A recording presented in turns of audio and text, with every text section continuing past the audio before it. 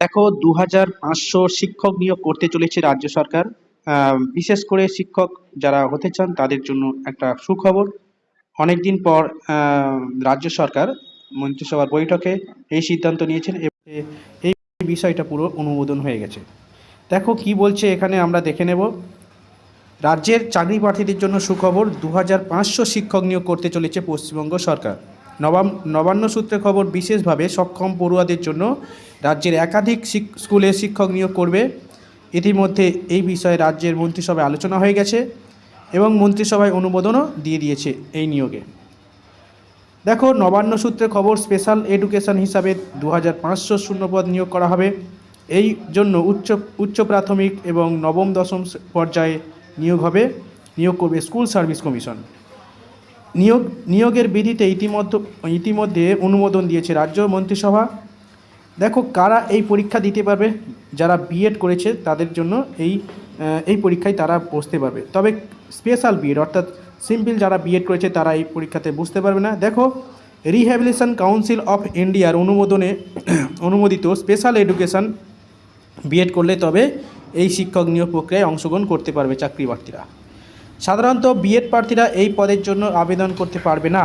পরিষ্কারভাবে বলে দেওয়া হয়েছে, যারা বিএড করেছে তারা কিন্তু, যারা স্পেশাল বিএড রয়েছে একমাত্র তারাই এই নিয়োগে অ্যাপ্লাই করতে পারবে। স্পেশাল বিএড অর্থাৎ যারা স্পেশাল চাইল্ড রয়েছে, মানে বিশেষভাবে সক্ষম শিশু রয়েছে, তাদের পড়াশোনার জন্য স্পেশাল বিএড বলে একটা কোর্স রয়েছে, সেই স্পেশাল বিএড করলে এই পরীক্ষায় বসতে পারবে।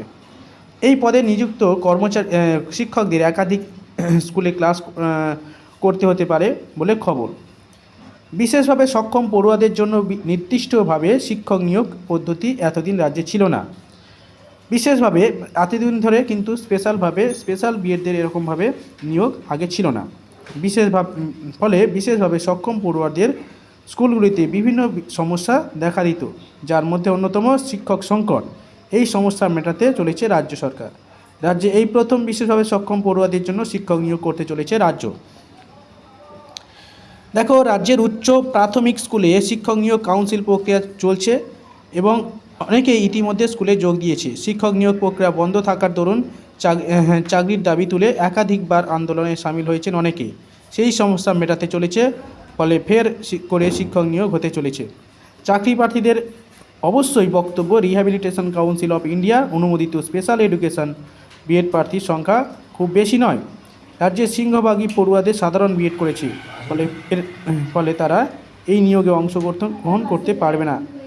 মানে সাধারণ স্পেশাল বিএড যারা রয়েছে তারা এই পরীক্ষাতে বসতে পারবে, যারা সিম্পল বিএড করেছে তারা পরীক্ষায় বসতে পারবে না।